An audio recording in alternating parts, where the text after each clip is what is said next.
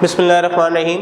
अस्सलाम वालेकुम dear students, जैसा कि आप जानते हैं कि हमारा जो टॉपिक इन दिनों चल रहा है वो है लेवल्स ऑफ ऑर्गेनाइजेशंस। और प्रीवियस वीडियो में हमने ये बात की थी कि किसी भी जानदार के जो बनने की शुरुआत होती है, इब्तदा होती है, वो बहुत माइक्रोस्कोपिक लेवल पर होती है, जिसमें एटम के भी स्मॉलर पार्टिकल इन्वॉल्व हो रहे होते हैं। और उस एतबार से हमारा जो फर्स्ट लेवल बनता है उसको हम सब एटॉमिक लेवल कहते हैं, जो कि हमने अपनी प्रीवियस वीडियो में डिस्कस की है। जब सब एटॉमिक लेवल कंबाइन होते हैं, जब सब एटॉमिक लेवल एलिवेट होता है, आगे बढ़ता है, तो वो एटम बन जाते हैं, जिसको हम एटॉमिक लेवल कहते हैं। और जब सिमिलर एटम मिल जाते हैं तो वो एलिमेंट बन जाता है। तो हम उस लेवल को एटॉमिक लेवल भी बात करते हैं और एलिमेंटल लेवल भी बात करते हैं। उस हवाले से हमने प्रीवियस वीडियो में देखा था कि कुछ एलिमेंट्स ऐसे हैं जो हमारे बॉडी में पाए जाते हैं और वो ही हमारी बॉडी को बना रहे होते हैं। उन एलिमेंट्स को हमने बायो एलिमेंट्स का नाम दिया था और उसके हमने नाम भी डिस्कस किए थे कि कौन कौन से एलिमेंट्स जो हैं वो कितनी परसेंटेज है उनकी हमारी बॉडी में। अब नेक्स्ट जो हमारा लेवल है वो है मॉलिक्यूलर लेवल। ये बात तो तय है कि वो सिंपलर लेवल से बिगनिंग होती है किसी भी जानदार की, लेकिन वो सिंपलर लेवल एग्जिस्ट नहीं करता उस फॉर्म में, बल्कि वो बदलता रहता है और बदल कर आगे नया लेवल की तरफ बढ़ता है। तो हमने बात की थी जब सब एटॉमिक पार्टिकल्स मिलते हैं तो एटम बन जाते हैं। और अब एटम से आगे की बात करते हैं तो क्या है वो बात कि हमारे पास साइंटिफिक स्टडी के बाद ये बात कंफर्म है कि जितने भी ऑर्गेनिजम्स हैं उनकी बॉडी में एटम्स ही पाए जाते हैं, जिन्हें हम बायो एलिमेंट्स का नाम देते हैं।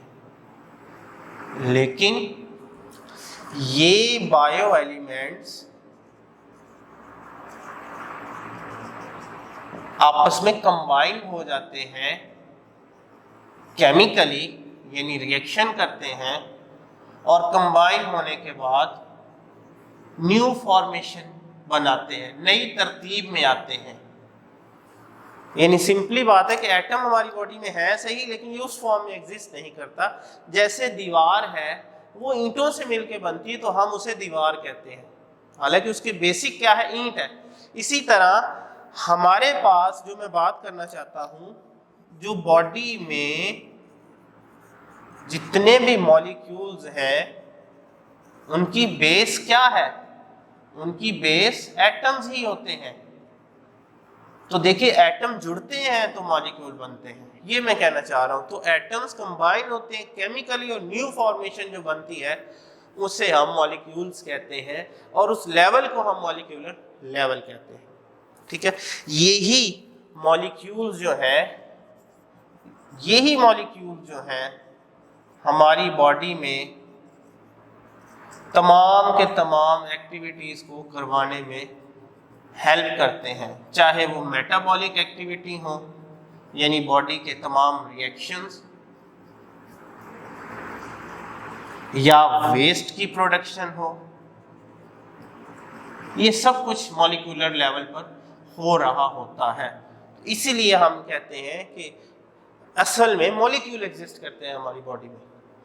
अब ये मॉलिक्यूली मैं यहाँ बता रही कि ये मॉलिक्यूल्स केमिकली कंबाइन होते हैं, आपस में मिलते हैं, तो हर फिर मॉलिक्यूल की एक अलग नेचर बनती है। उस एतबार से हम मॉलिक्यूल्स को दो मेन डिवीजन में रखते हैं। पहली जो डिवीजन है वो है माइक्रो मॉलिक्यूल्स, और जो दूसरी डिवीजन है वो है मैक्रो मॉलिक्यूल्स। माइक्रो का मतलब होता है बहुत छोटा, यानी ये स्मॉलर मॉलिक्यूल होते हैं, इनका मॉलिक्यूलर वेट जो है वो बहुत कम होता है, जबकि मैक्रो मॉलिक्यूल जो है लार्जर मॉलिक्यूल्स होते हैं। और क्यों? क्योंकि इनका जो मॉलिक्यूलर वेट होता है वो ज्यादा होता है, हाई होता है।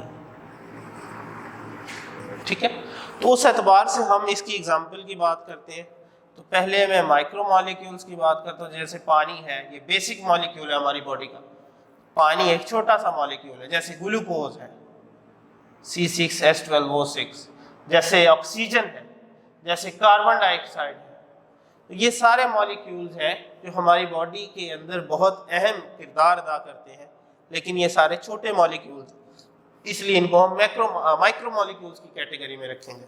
जबकि जो दूसरी हमारे पास कैटेगरी बनती है वो है मैक्रो मॉलिक्यूल्स की, लार्ज मॉलिक्यूल, जैसे प्रोटीन्स, बहुत बड़े मॉलिक्यूल जिनको रिप्रेजेंट ही नहीं किया जा सकता, जैसे लिपिड्स, जैसे स्टार्च, एटीपी, ये एनर्जी का मॉलिक्यूल होता है, डीएनए, हमारी जिंदगी की जो बेसिक यूनिट है सेल का वो डीएनए।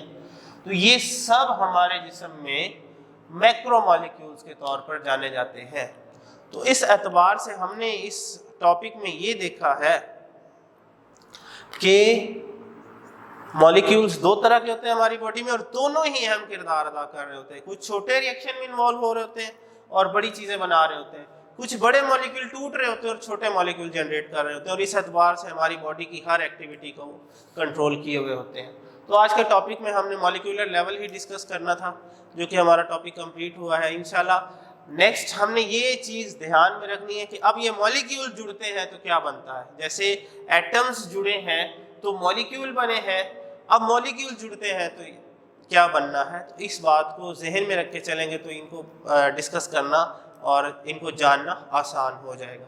तो इंशाल्लाह नेक्स्ट वीडियो तक के लिए अपना ख्याल रखिएगा। अल्लाह हाफिज़।